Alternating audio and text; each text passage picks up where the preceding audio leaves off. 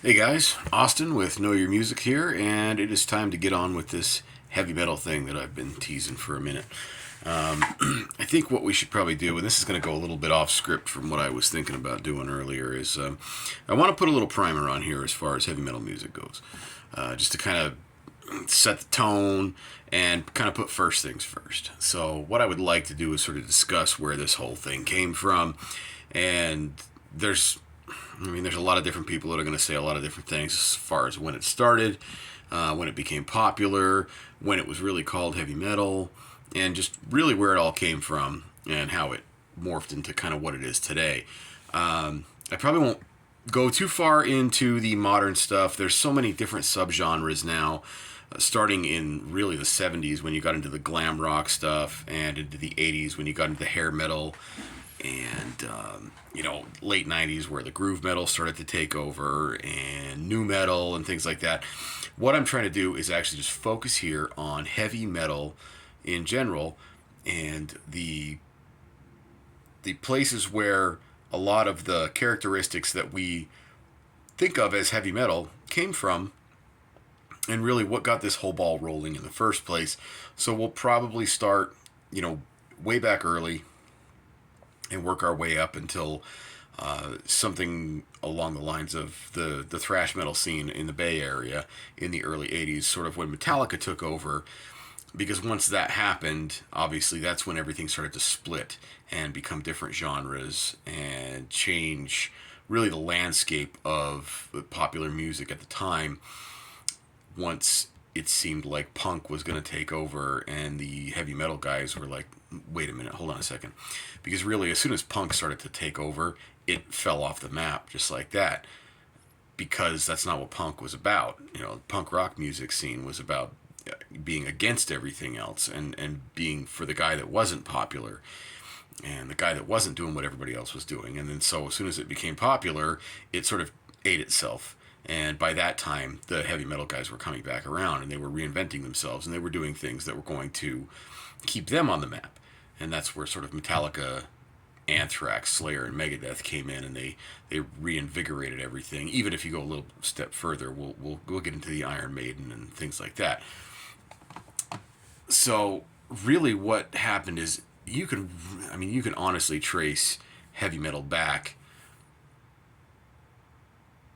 to the 40s and 50s, which is, it might come off as sounding strange. And the reason I say that is because the Wumpus Cats, you don't know these guys, you've never heard of these guys, and you'll probably never even listen to them. But they released a song called Cold Blooded Blues back in 1949, and what that did was, it was one of those things where the guitar, where if you start with like Delta Blues, the guitars were acoustic, and it was really what powered the music at that point in time was the vocal delivery. And some of these Delta Blues singers, like Howlin' Wolf and even Muddy Waters, way back in the day, Muddy Waters, they they had a passion, they had something that they were trying to get across, and every now and again it would turn into the passion coming out of their voice. And so it wouldn't just be them singing into a microphone, it would be really just sort of a pain and an anguish coming out. And I think that's where a lot of that stuff started. The musicians that were accompanying these guys needed to follow along, which is the way a lot of music happened back in the day. The singer and or band leader would basically have their own groove, and they would have their thing that they were doing, and the rest of the band, as professional musicians, whether they were brought in by producers or record companies, or if they were friends, or they just happened to be walking through the studio where this was being recorded, they would come in and they would say, look, let me try this, and we'll take what you're doing and we'll follow it, and we'll turn this into a full musical piece. So Cold Blooded Blues was released back in 1949. It was the Great Gates and his Wumpus Cats. So the Wumpus Cats released Cold Blooded Blues. That was a passionate vocal delivery, but at the same time, the guitar had that little bit of, you can't even say reverb, or there was nobody had effect pedals or Marshall stacks or anything like that back then. But the guitar had that little bit of darkness, that little bit of dirty to it, to kind of follow along what was being sung and the story that was being told in the song. And it sort of, you can't even call it a springboard at the time, but what it was a starting point. Something for somebody else that was recording a song maybe the very next year or in the same studio the same year would listen to and say, I kind of like that idea, and I like the way it's played, and I like the way the sounds worked together to sort of get that point across. So that started to play into what these singers and songwriters were looking for as far as the musicians that were playing with them were concerned. So in 1951, Howlin' Wolf released his single, I want to say it was How Many More Years, I think was what he released in 1951. This is before full albums were a big thing. It was just, most of the time it was just these guys were going into the studios and they were cutting a 45, which would hold one song on one side and something else to sell the product, to get their name out there. It would be on the other side, the B side of the album or of the record, which was basically a single. If you're in the 90s, you call that a CD single. If you're in today's market, you call that a download. And this would be the bonus track that came along with it, would be the B side. The A side, How Many More Years by Howlin' Wolf, the guitar still sort of followed what was going on previous to. It was not distorted. The amplifier wasn't manipulated in any way, but Howlin' Wolf's vocals exuded, they sort of bled that pain that he was feeling at the time. And so that, coupled with what had happened a couple of years previous with the guitar sound from the Wumpus Cats, sort of stuck together. And now people were hearing these two things were molding together, and they were getting this hard to listen to or hard to feel sound across that people were starting to understand. And they were like, this is how I feel. Maybe I'm the outcast, or maybe I'm going through a hard time in my life, or maybe something happened way back in my past that I just kind of want to feel and remember. This is what's happening right now. And with Howlin' Wolf releasing that song, it gave way to a few years later when James Cotton did his track. It was called the Cotton Crop Blues. Again, so much of this stuff is blues related, or if you come in from the other direction, it's classical, and we'll touch on that obviously as well.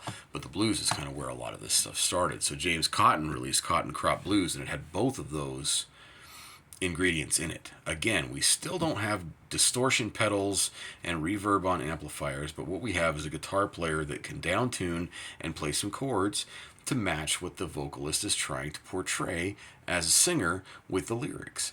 So if you check out from the start, you check out Cold Blooded Blues by the Wumpus Cats, and then you go to Howlin' Wolf and find How Many More Years, and then in 1954 we've got the Cotton Crop Blues by James Cotton.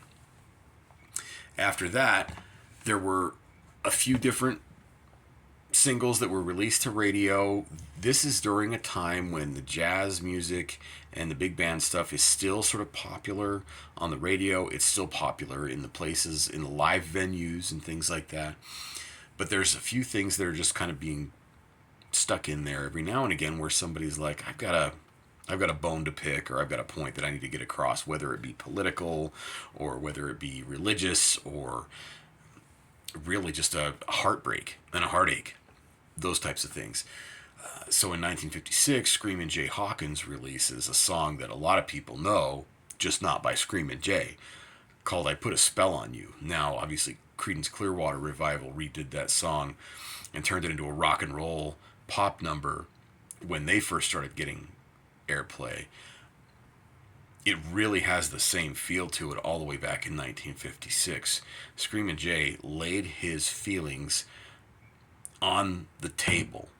He wore his pain on his sleeve, and the musicians, including himself on guitar, they followed along with that really well and created this sound that was sad, it was dark, it was melancholy, it was slow, sort of a drudge. And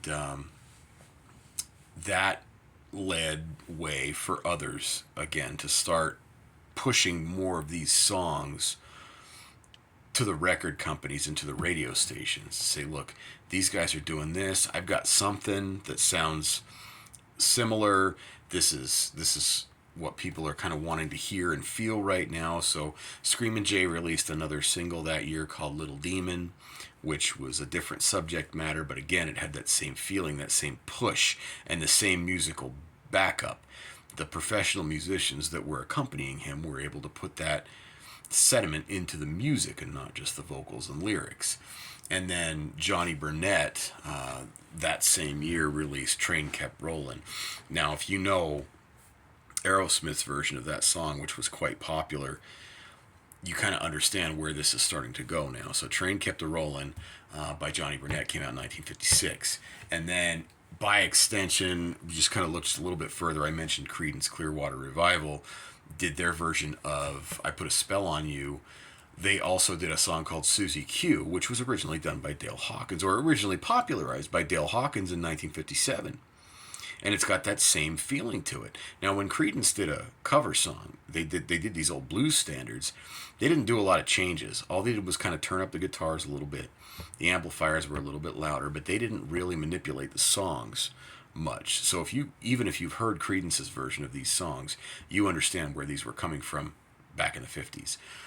So Dale Hawkins releases Susie Q, and then all of a sudden Elvis Presley releases Jailhouse Rock.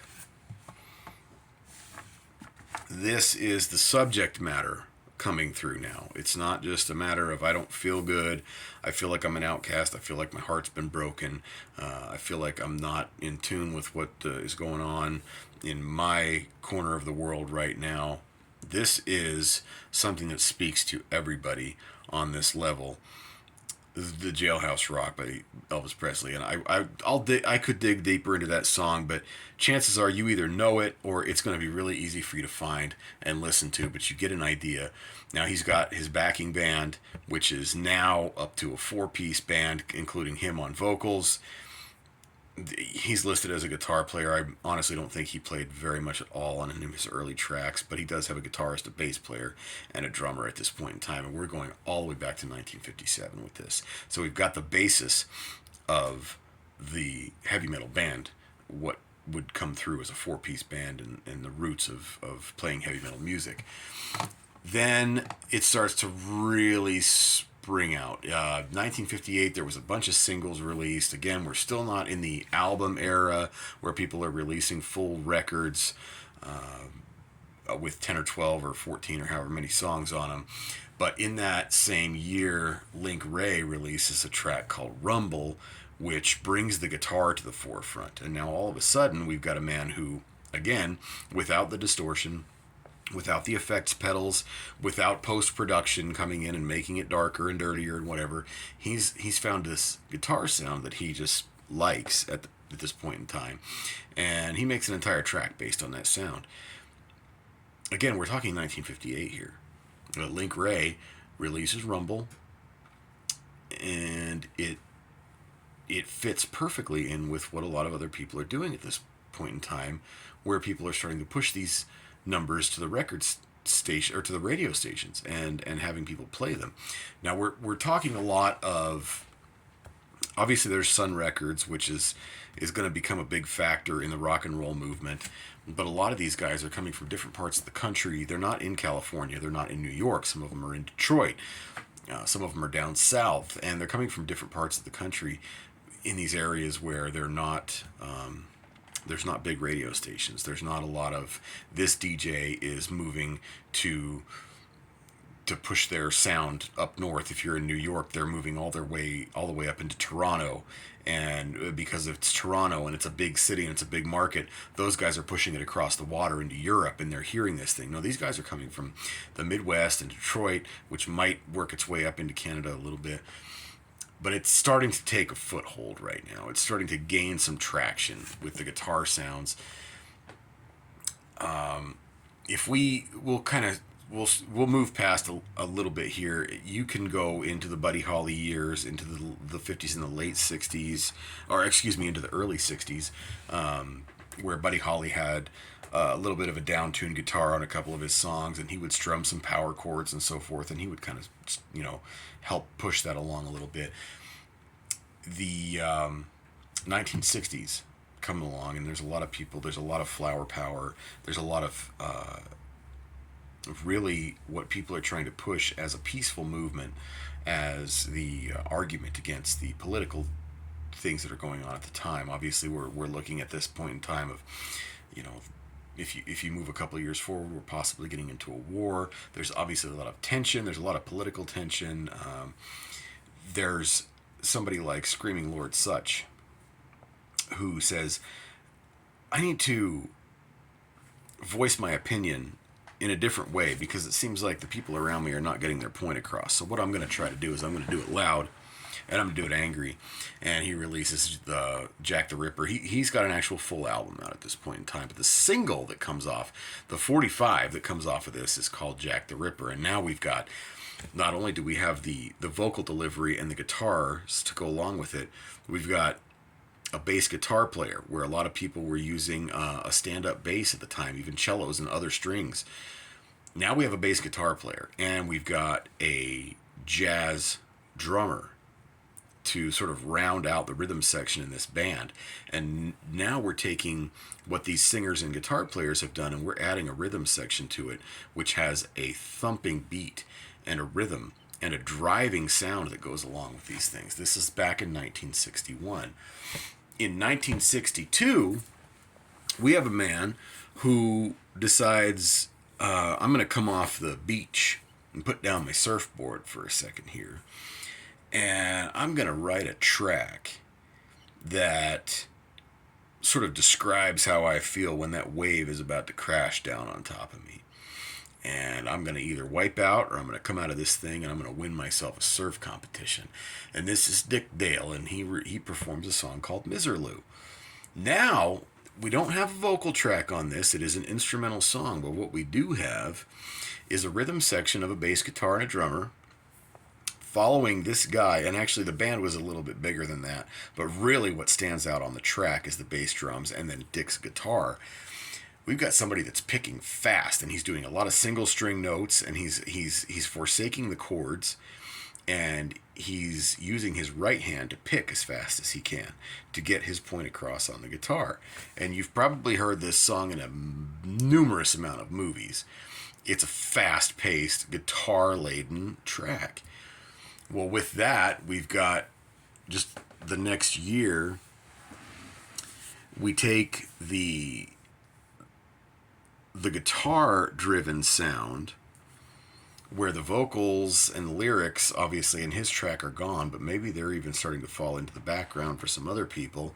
We have the Kingsmen coming out and doing their version of a song called Louie Louie. Now, if you pick that up and you listen to the vocal fry on that, and you listen to the distortion on the guitar, you'll start to understand exactly where this is heading at this point in time. And this is 1963. And again, something similar to that would be Surfin' Bird by the Trashmen, sort of a novelty song, almost like a comedy number.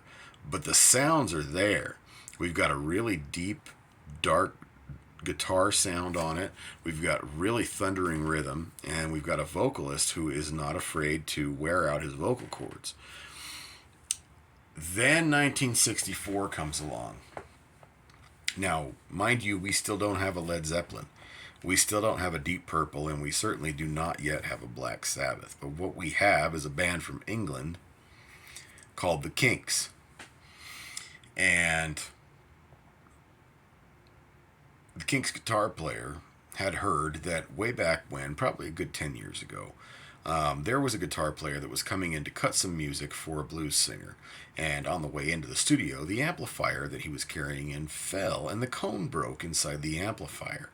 So in order to try to put that back together, they put some paper towels and tissues inside the guitar, or inside the amplifier cone, and it created a sound that buzzed. And so the Kinks their guitar player listens to that, and he's like, I actually kind of like that. So in order to try to recreate that, what he does is he takes a little razor blade, he opens up his cabinet, and he starts cutting into his cone on his amplifier, on his guitar amplifier, and then lays down this guitar riff that he had been working on. Him and his brother, who was the singer of the band, had been working on this song for a little bit. He plays the same riff that they had come up with, and all of a sudden you have the sound of You Really Got Me. Now this is where the distortion starts to come in. Now, this is where it really kicks into high gear as far as the heavy metal sound goes. They release You Really Got Me and All Day and All Night. Both have that exact same guitar-driven sound with what is going to become reverb because of the way the cone is cut up, and the sounds are starting to slap back against each other, and you're getting this driven sound from the guitar. And the Kinks all of a sudden are rock stars overnight. People love this. They eat this up. Not only is it a dirtier sound, and of course the singer is going to match that with his vocals on these two tracks, which if you listen to them, you understand exactly. He matches that guitar sound with his vocals, so he's got a little bit of fry, he's got a little bit of more throat singing going on, and his vocal breaks up. It becomes more gravelly.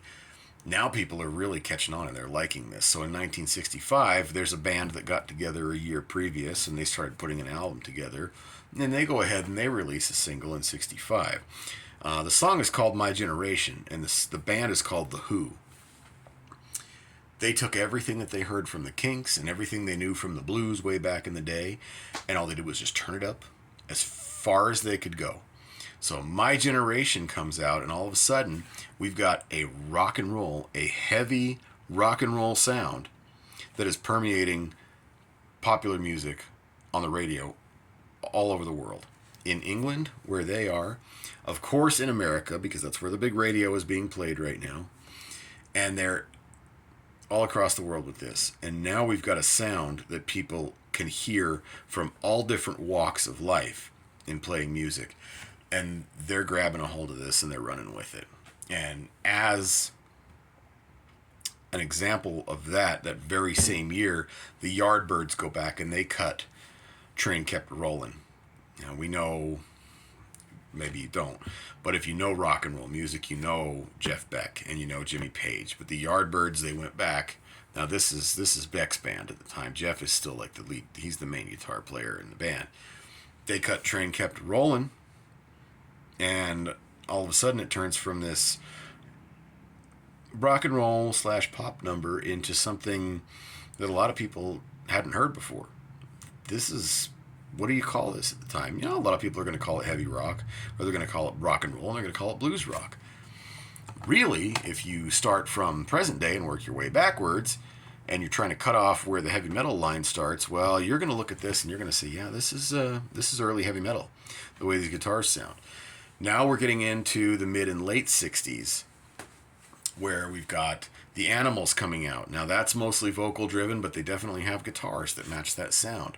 But as we move into the late 60s, we have The Who still releasing singles such as I Can See for Miles, which is based on a pop verse, chorus, verse, and maybe a solo type of song structure. But it's loud, it's bombastic, it's Pete Townshend playing through the first Marshall stack. Marshall amplification created something for him. He came into the studio, into the shop, and said, look, I want this, and I want to make this sound with my guitar. And so Jim Marshall created something for him that would make the sound that he was describing. The only problem is it was 8 feet tall, and it wasn't going to fit in anybody's car to get to a gig. When Pete came out of the studio and went back to Jim Marshall's store and said, look, I've got the sound I want, but I can't carry this to a gig with me. So he cut it in half, and he cut the top off of it and made a cabinet with all the dials on it and created the first Marshall stack. So now you've got The Who in 1967 releasing this single, I Can See for Miles, and it's played on a Marshall stack. Now, if you ask a heavy metal guitar player what he's using right now to get the sound out of his guitar, chances are that's exactly what it is. From 1967, because Pete Townshend couldn't fit something into his van. There's your Marshall Stack. Now where does heavy metal go from here? It's obviously started. It's already obviously started, and it's off and running. Buffalo Springfield, where we've got Stephen Stills and Neil Young, who obviously are going to become popular a little bit later in Crosby, Stills, Nash and Young. Both playing guitars in this band. They had a big hit. After the big hit, which is a pop song, a rock song, maybe, they released a track called Mr. Soul, where basically they cranked everything up, they sped it up, and everything was as electric as they could possibly make it be. Basically, they're saying, look, here's what The Who sounds like right now, and we've got multiple guitar players. Let's just take that and run with it and make it sound even more rockin', more hard, more heavy. And they did it in 1967. This is again the time when the Flower Power and the San Francisco and the California groups are coming through, and they're doing a lot of pop and softer stuff. There's a lot more acoustic guitar coming through right now, and that's kind of what's popular. But all of a sudden, this very same year in 1967, we have a man in Seattle who loves the guitar and thinks that it should be at the front of the band instead of the singer and the rhythm section that has been created now. So Jimi Hendrix and his band, the Jimi Hendrix Experience, they release a record, and the first track off that record to hit the airwaves is called Purple Haze. Now, if you hit play on Purple Haze on your little, Apple Music app or whatever it is you use, Spotify, you cannot hear those opening guitar notes and say that is anything other than hard rock or heavy metal. Popular music is a secondary thought at this point in time. This